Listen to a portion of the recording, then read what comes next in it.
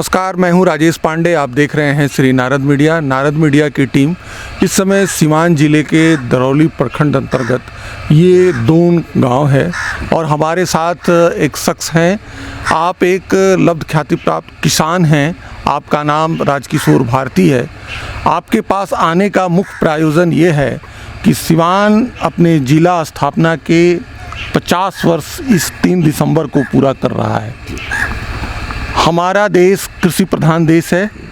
इस एग्रीकल्चर को हम कल्चर कहते हैं, यानी ये जो कृषि है केवल धान गेहूँ बोना ही नहीं है, बल्कि इसके साथ हम अपनी संस्कृति को भी बोते हैं, उपजाते हैं, उसको काटते हैं, हमारा जीवन चलता है।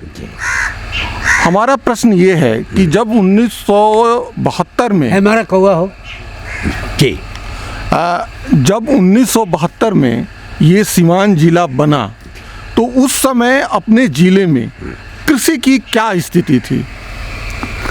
किसी की स्थिति बहुत ही खराब थी। केवल उस समय तो केवल धान ही होता था, गेहूं इस तरह 2 फसल नहीं होता था, 2 फसल नहीं होता था। खेसारी वसारी छींट दिया जाता था धान में, तो कुछ हो जाता था मवेशियों के खाने के लिए। इस तरह विकसित कृषि नहीं था। अच्छा, उस समय जो ये जुताई वगैरह होती थी वो ट्रैक्टर वगैरह नहीं, ट्रैक्टर से नहीं, हल से, केवल हल से होता था। लोग बैल पालते थे। हाँ, बैल पालते थे। अच्छा, सिंचाई की क्या व्यवस्था थी उस समय? सिंचाई की व्यवस्था कुछ नहीं थी। कुछ तो उस समय दोन, दौरा, ढेंकुल, इससे सिंचाई होती थी। राहट। अभी तो 73 में हमारा ट्रैक्टर आया, 1973 में। उस समय ट्रैक्टर में नंबर लगाना पड़ता था और हमको याद है कि हम लोग 1 महीना नंबर लगा कर गए, ट्रैक्टर ले रहे, पटना चले गए ड्राइवर ले करके। और उस समय ये क्या नाम है, दारोगा प्रसाद राय चीफ मिनिस्टर थे। तो हम गए तो एमडी के पास गए, गोपालगंज का कोई एमडी था। तो हम बोले कि भाई हमारा ट्रैक्टर बता। अरे अभी 1 महीना नंबर लगाए हुए आप ट्रैक्टर के लिए चले आए आप। तो हम सीधे गए सीएम के यहाँ। सीएम से हमारी जान पहचान थी दारोगा राय से। तो बोले कि अरे आप बोले क्यों नहीं? कल तो वहाँ वो कुमार गंगानंद सिंह को थी, दरभंगा स्टेट के, उनके भाई थे, वो वाइस प्रेसिडेंट या कुछ थे वो बिहार एग्रो इंडस्ट्री कॉरपोरेशन में। तो हम यहाँ उनको पहचान नहीं पाया था। उसका नंबर लाइए।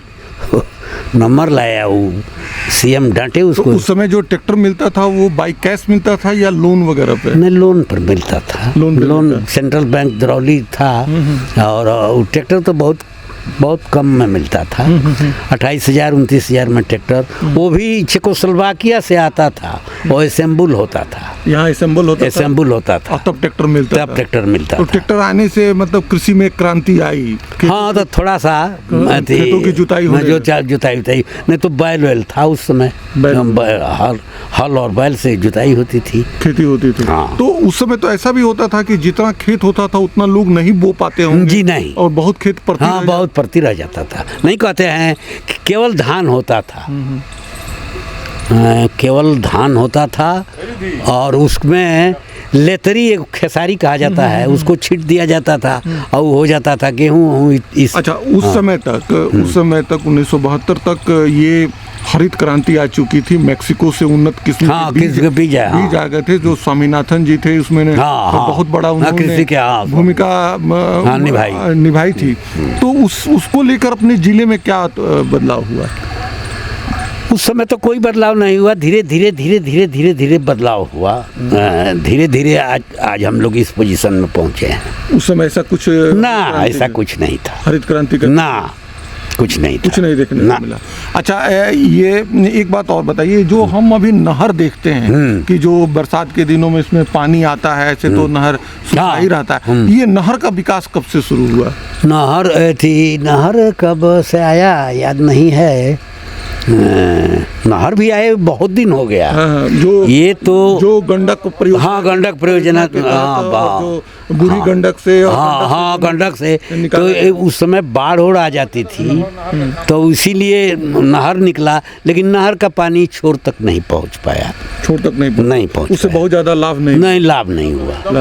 अब तो एकदम नहीं आता है, अब एकदम नहीं आता, कहीं कहीं जाता है, लेकिन हम लोगों के यहाँ तो बिल्कुल बंद है, बिल्कुल बंद है, उससे फायदा नहीं हुआ ना। अच्छा एक बात और बताइए, जब ये जो जितने प्रखंड हैं, इस सब प्रखंड के मुख्यालय में कुछ जमीन जो सरकार अधिग्रहित करके जी, और वहाँ पर एक फॉर्म के नाम पर बनाई थी, जिससे उन्नत किस्म के बीज तैयार होंगे या जो फसल बोया जाएगा उसको सरकार प्रोक्योर करेगी, अपने पास रखेगी, राशनिंग करेगी, तो इसके बारे में कुछ बताइए। ना, उसमें कुछ नहीं हुआ, जमीन बेकार पड़ी रही, बिल्कुल बेकार, कोई बीज भी नहीं, माने कोई बीज नहीं तैयार हुआ। उसको तो फार्म हाउस के तहत वहाँ पर एक पंपिंग सेट, बैल वगैरह कुछ नहीं वगैरह दिया, कोई नहीं, तो जमीन हमारे दरौली ब्लॉक में सब जमीन सरकार ले ली, लेकिन उससे फायदा कुछ नहीं हुआ, फायदा नहीं, कुछ नहीं, कोई बीज नहीं तैयार हुआ यहाँ।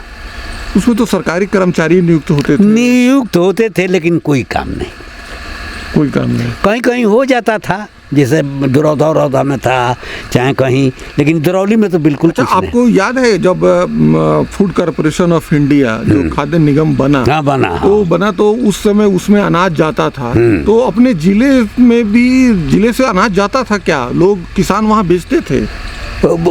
उस समय सरकार थी, जगन्नाथ मिश्र के ज़माने में हमको याद है, संत याद नहीं है, जगन्नाथ मिश्र के ज़माने में 50 क्विंटल अनाज तो जुर्म था रखना।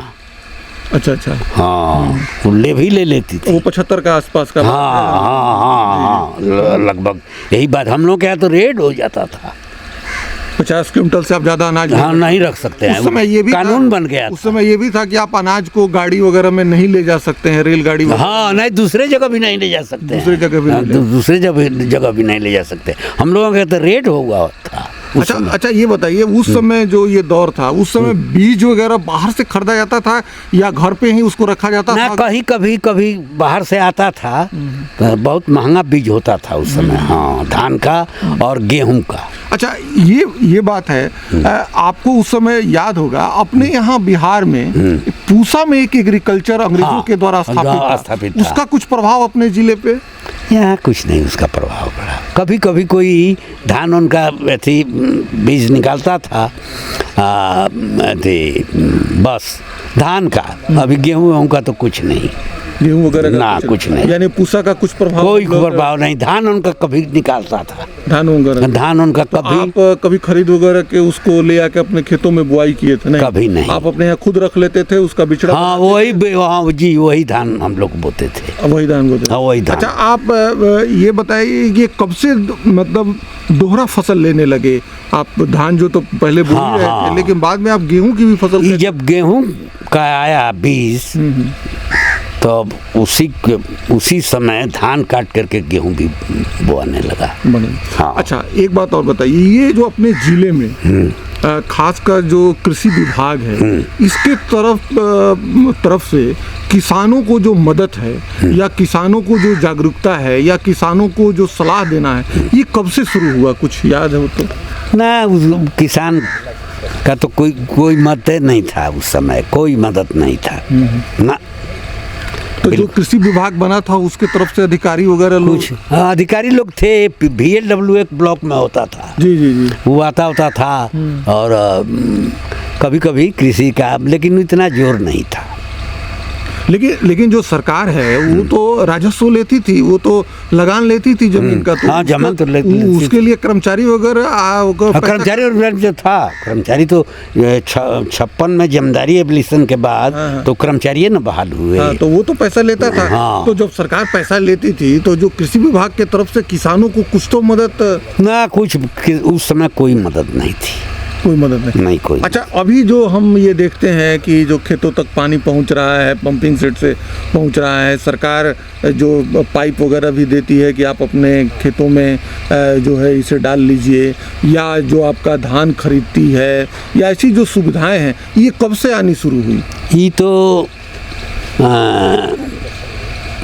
80-50? हाँ हाँ, लगभग नहीं 50 ही नहीं, ये तो बहुत जब थी हाँ एनडीए की सरकार बनी तब ये पैक्स से धान उन गेहूँ की खरीद होने लगी। यानी कि अब ये जो कृषि है वो थोड़ी बहुत लाभकारी लाभकारी हुई है। आप ये कृषि कर सकते हैं और उससे अनाज वगैरह उत्पादित करते हैं। अच्छा, आप अभी जो आप खेती करते हैं, आप अपने खेतों में अब उन्नत किस्म की जो बीज वगैरह है वो खरीदते हैं? खरीदते हैं, बिल्कुल। आपसे कृषि विभाग के अधिकारी वगैरह लोग कभी भेंट मुलाकात करते हैं या कुछ सहयोग वगैरह? हाँ, आते हैं हाँ सहायक, लेकिन हम लोग नहीं लेते हैं वहाँ से। पैक्स में खाद बीज आ जाता है, वही से हम लोग ले लेते हैं। हाँ, ले लेते। तो फ्री में भी मिलता है, कुछ मिलता है, लेकिन वो बहुत गड़बड़ है अभी भी पैसा ऐसा कहाँ मिलता है उसमें। आप लोग के द्वारा कुछ फीडबैक दिया जाता है कृषि विभाग को? क्या फीडबैक दिया जाएगा यदि? हाँ, ऐसा कुछ नहीं है ना। अच्छा, ये हमेशा हम लोग भी वो लोग कहते हैं कि कटाई वगैरह जो होती है, जो वो लोग वो कैसे क्रॉप कटिंग होती है और जो वहाँ पर वो लोग बीज वगैरह गिराने जाते हैं खेतों वगैरह में, इस तरह की चीजें आपके होता है इस तरह का होता है। अभी हो रहा है। तो ये क्या कहा जाए, ये 50 साल में कृषि की जो स्थिति है वो धीरे धीरे सुधरी है? हाँ, सुधरी है। और ये कहा जाए कि भाई जो 1971 में जो है हमारे यहाँ की जनसंख्या 15-16 लाख हुआ करती थी, आज 50 साल के बाद हम लोग 37 लाख हो गए। 37 लाख हो गए। पूरे सीवान जिले की आबादी 37 लाख हो गई। तो 37 लाख लोगों के लिए अनाज यही धरती उपजा के दे रही है।